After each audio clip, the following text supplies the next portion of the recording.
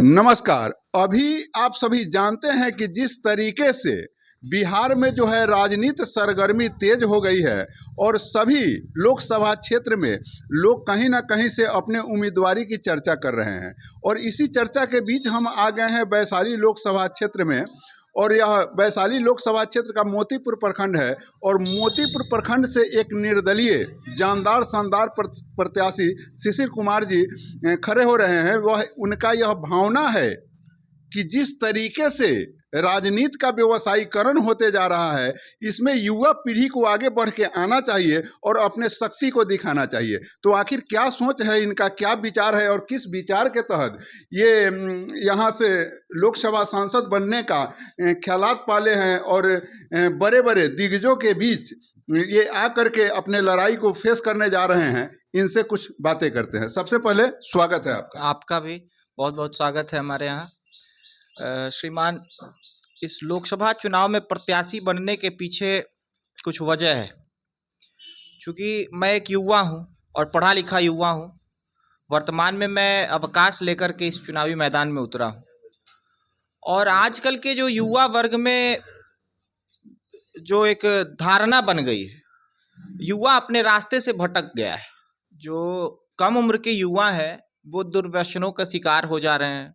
शराब, जुआ, गांजा, नशा के चक्कर में पड़ जा रहे हैं और भी बहुत तरह के गलत कार्य में संलिप्त हो जा रहे हैं। उसके बाद जो हमारे उम्र के युवा हैं, उन लोगों के द्वारा अपनी शादी विवाह करके अपना ज़िंदगी जीवन यापन चलाने के चक्कर में पड़ जा रहे हैं, अपने परिवार के चक्कर में लग जा रहे हैं। फिर समाज का क्या होगा? समाज के बारे में कौन सोचेगा? समाज को कैसे, समाज में अच्छाइयाँ फैले, समाज को आगे लेकर कैसे लोग बढ़े, इसके बारे में भी कुछ लोगों को सोचना होगा, क्योंकि समाज में अच्छाइयाँ बनी रहनी चाहिए। तो इन्हीं सब कारणों से मैं राजनीति में या समाज सेवा में रहा हूँ। पहले से भी मैं समाज सेवा में लगा रहा हूँ, लोगों की, ज़रूरतमंदों की मदद करता आ रहा हूँ। तो चुनाव जो लड़ रहे हैं, लोकसभा चुनाव, अब मेरे पास ना धन बल है, ना मैं बाहुबली हूँ, तो मुझे कोई पार्टी, जो बड़ी बड़ी पार्टियां हैं, वो टिकट क्यों देगी। तो कुछ जो हमारे समर्थक हैं, युवा साथी, वो बोले कि आप निर्दलीय आओ, निर्दलीय ही चुनाव लड़ो, चुनाव में नामांकन दो। जिसके वजह से आदमी चुनाव की तैयारी करने लगे। हम पिछले 1 वर्ष से चुनावी तैयारी में लगे हुए हैं और अभी परिस्थिति ये है कि चुनाव एकदम अब सर पे है। 6 मई से पहले नामांकन कर लेना है और 25 मई को हमारे यहाँ मतदान की तिथि है वैशाली लोकसभा में। तो लगे हुए हैं, जनसंपर्क लगातार चल रहा है। ये समझिए, आप एक पढ़े लिखे और समझदार इंसान हैं और जिस तरीके से अभी के डेट में जो है यह राजनीति का व्यवसायीकरण हो गया और आप यह कह रहे हैं कि हमारे पास उस हिसाब से धनबल नहीं है, तो फिर आप किस सोच के तहत ये दिग्गज लोग जो हैं धन का बौछार करेंगे क्षेत्र में, तो फिर आपके अंदर क्या विश्वास जनता पर जगी है कि आप इस क्षेत्र में आ रहे हैं? देखिए, सब कुछ रुपया नहीं हो सकता है। कुछ जो मेरे अच्छे विचार हैं, कुछ अच्छे सोच हैं, उस सोच को लोगों तक मैं ज़्यादा से ज़्यादा लोगों तक पहुंचाने का प्रयास कर रहा हूं। कुछ लोग मेरे साथ जुड़ भी रहे हैं, कुछ लोग हौसला अफजाई कर रहे हैं हमारी। तो जो लोग मेरी बातों को समझ रहे हैं, देर सबेर जरूर हमारी बातों को समझ के धन बल पर चोट करेंगे और अच्छे और लोकप्रिय उम्मीदवार का चयन करेंगे। अच्छा, आपको नहीं लगता है जैसे जिस तरीके से धन बल का प्रयोग हो गया है और जनता जो है अपने विकास से कोसों दूर भाग रहा है, कारण कि प्रत्याशी जो जीत करके जाते हैं करोड़ों खर्च करते हैं और वो बाद में पैसा कहाँ से लाएंगे? जनता का शोषण करेंगे। क्या यह शोषण जनता को दिख रही है? आप तो भ्रमण कर रहे हैं। हाँ, कुछ क्षेत्रों में भ्रमण करने के दौरान इस तरह की बातें उठ रही हैं कि पिछली बार, आप क्या भरोसा है कि आप फिर चुनाव जीत जाएंगे तो हमारे पास आएंगे हमारा दुख दर्द जानने। क्योंकि पिछली बार मैंने जिनको वोट किया वो फिर कभी दिखाई तो दिए नहीं। यहाँ क्षेत्र में विकास के नाम पे कुछ मिला नहीं है। रोड, नाली, पुल, पुलिया, ये सब तो हर सरकारों में बनता आया है, आगे भी बनता रहेगा। लेकिन आजकल के जो नेता लोग हैं, उनके द्वारा विकास की जो परिभाषा बताई जाती है, सड़क, पुल, पुलिया, नाला, नाली, राशन, जो फ्री वाला राशन या उचित मूल्य पे जो राशन सरकार के द्वारा वितरण की जाती है, यही उनके परिभाषा हो चुके हैं विकास के। उन लोगों के द्वारा जो परिभाषा बताई जाती है विकास की, सिर्फ और सिर्फ यही हो चुका है। जबकि मैं इन सब से ऊपर उठकर कार्य करने का आश्वासन अपनी जनता को दे रहा हूँ, वैशाली लोकसभा क्षेत्र की महान जनता को। कुछ मुद्दे हैं हमारे पास जिनको लेकर के मैं उनके बीच जा रहा हूँ। अच्छा, लोग, जनता जो है, जो हम लोग क्षेत्र में निकलते हैं और जनता का विचार लेते हैं, तो जनता यह विचार देती है कि वीणा देवी जो है कुछ कार्य नहीं की है। तो जनता आखिर अपने गिरेबान में क्यों नहीं झांकती है कि आखिर वो जो है पैसा ले करके, कुछ लोग जो है समाज के जो दलाल ठेकेदार लोग हैं, वो पैसा ले करके और समाज के वोट को बेच देते हैं, और वैसे परिस्थिति में उनका काम नहीं होता है। और काम नहीं होता है तो नेता दोषी होता है नहीं, कारण कि पैसा, जब आप पैसा लिए हैं, जब उस पैसा से दारू और मीट खाए हैं, तो काम कैसे होगा? तो इस पर आप, मैंने क्या सोचे हैं, इसका जवाब आप जनता को कैसे दीजिएगा? मैं जनता को समझा रहा हूँ कि आपका जो वोट है, आपका जो मताधिकार है, उसको बहुत बहुमूल्य समझें आप। उसकी कोई मूल्य नहीं लगाई जा सकती है। चंद रुपयों के लालच में, चंद कपड़ों के, दारू, मुर्गा, बहुत तरह के प्रलोभन दिए जाते हैं, चुनावी प्रलोभन। उनके चक्कर में ना पड़े और एक योग्य उम्मीदवार का चयन करें जो आपके साथ, आपके क्षेत्र में विकास कार्यों में आपका काम करे, आपके साथ आपका सहयोग करे, आपके सुख दुख में खड़ा रहें, हर दुख दर्द में आपका साथी बने। अच्छा, मनीष कश्यप जैसे लोग को जिस तरीके से बीजेपी दूध के मक्खी के भांति निकाल करके फेंका है, और एक आपके समाज का विशेष तबका का बीजेपी के प्रति रुझान रहता है, लेकिन उस समाज के जो लोग कंसस लोग हैं या जो राजनीति में सक्रियता दिखाने वाले लोग हैं, उनके साथ लगातार भेदभाव होते रहा है। वैसे परिस्थिति में उन लोगों को क्या करना चाहिए? आप अपने समाज से क्या अपील करना चाहेंगे? देखिए, मेरे किस समाज की बात कर रहे हैं? मेरा तो समाज, समस्त मानव जाति को मैं अपनी समाज मानकर चल रहा हूँ। और उन लोगों को मैं सिर्फ यही संदेश देना चाहता हूँ कि किसी भी पार्टी के प्रलोभन पर ध्यान ना दें, किसी भी बहकावे में ना आए। आप अपने अपने क्षेत्र से योग्य उम्मीदवारों के चयन करें, योग्य उम्मीदवारों को अपना वोट दें। साथ ही वैशाली लोकसभा क्षेत्र से मुझे भी अपना बहुमूल्य और कीमती वोट देकर जिताएं, मैं यही अपील करना चाहूँगा। अच्छा, हम लोगों ने एक बयान में देखा जिस पर मुन्ना शुक्ला पर मुकदमा हो गया। मैं तो इस चैनल के माध्यम से उस शब्द को नहीं कह सकता हूं, लेकिन उस जो जिस तरीके से वो कहे कि मैं भूमिहार नहीं हूं, मैं भी भूमिहार हूं, मैं कोई अमुक जाति थोड़ी हूं, तो इस पर उन पर जो है FIR।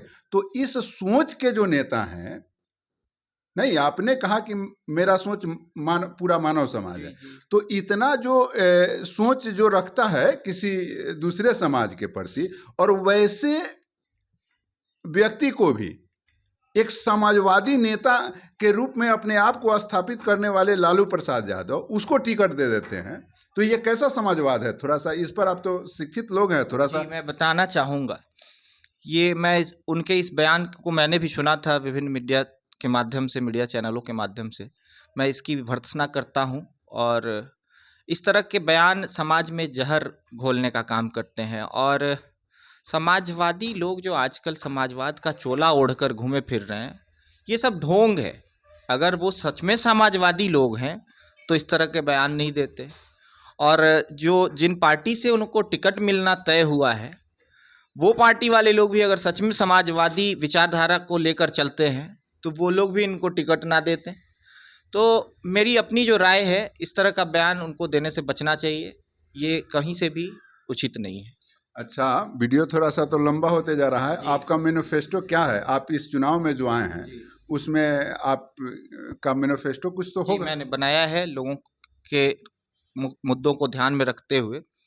देखिए, अगर मैं चुनाव जीत जाता हूँ, तो मैं जब चुनाव जीत जाता हूँ तो मेरे द्वारा जो कार्य कराए जाएंगे, कुछ इस तरह के कार्य होंगे। देश की बहुत बड़ी आबादी जो है वो गरीब और मध्यम वर्ग के लोगों की है, और उन गरीब और मध्यम वर्ग के लोग के जो बच्चे बच्चियां होते हैं वो सरकारी विद्यालयों में शिक्षा लेने जाते हैं। और सरकारी विद्यालयों में क्या है, शिक्षा का स्तर ये तो किसी से छुपा नहीं है। और हमारी जो जनप्रतिनिधि होते हैं, पंचायत स्तर से लेकर के लोकसभा स्तर तक के प्रतिनिधि, उनके द्वारा एक दिन भी किसी भी क्षेत्र की बात कर रहा हूँ मैं, किसी भी क्षेत्र के एक दिन भी किसी भी विद्यालय में वो ना विजिट करने जाते हैं, ना सूद लेते हैं कि हम बच्चे पढ़ने आ रहे हैं या फिर घूमने आ रहे हैं, टीचर्स यहाँ पढ़ाने आ रहे हैं या फिर ऐसे चले जा रहे हैं। तो ये कार्य मेरे द्वारा कराया जाएगा कि जो सरकारी विद्यालयों में शिक्षा की व्यवस्था है, सार्वजनिक शिक्षा व्यवस्था, उसको मैं सुदृढ़ रूप से करवाने का प्रयास करूँगा। जो सार्वजनिक स्वास्थ्य प्रणाली है, जैसे सरकारी अस्पतालों में सुविधाओं का अभाव है, मरीज को आप देखेंगे कि फर्श पे लेटा दिया जाता है, पानी का सैलाइन चढ़ रहा है, स्ट्रेचर नहीं है तो एम्बुलेंस की व्यवस्था नहीं है, बहुत सारी सुविधाओं का घोर अभाव है बिहार के विभिन्न सरकारी अस्पतालों में और साथ ही हमारे वैशाली लोकसभा क्षेत्र के भी विभिन्न सरकारी अस्पतालों में। और मैं अपनी क्षेत्र की जनता को आश्वस्त करना चाहता हूं कि मैं उनको इलाज के नाम पर निजी अस्पतालों में नहीं लूटने दूंगा। उनको मैं सरकारी अस्पताल में उन सारी सुविधाओं का सुनिश्चित कराऊंगा कि उनको ये सारी सुविधा उपलब्ध हो।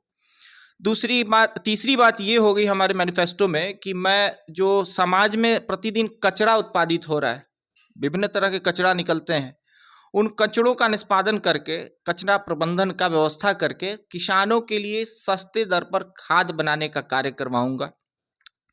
और जो शिक्षित बेरोजगार हैं उनको मैं उनके लिए उनके घर पे ही सामूहिक रोजगार की व्यवस्था करवाऊंगा, जिससे उनको कहीं दर दर की ठोकरें ना खानी पड़े।